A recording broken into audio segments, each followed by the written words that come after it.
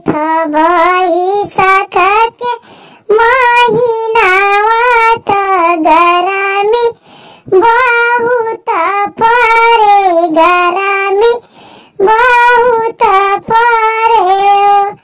राम जी सीता के घर से निकाले बनाई में भेजियो राम जी सीता के घर से निकाले बना ही में भेजियो सीता बना बीचे चितरे डगरिया डगरना ही सूझेला सखिया बना बीचे रोवेली सीता तब न पाता झरेला सखिया बना बीचे रोवेली सीता ही बना पाती झरेला बना में से निकली बनत पेसरिता सीता से आराज करे सीता से आराज करे हो बेटी कौनी संकट तोरे जियारा ही बना बीच रोवेलू बना पाती झरेला हो बेटी कौने संकट तोहरे जियारा ही बना बीचे रोवे बना पाती झरेला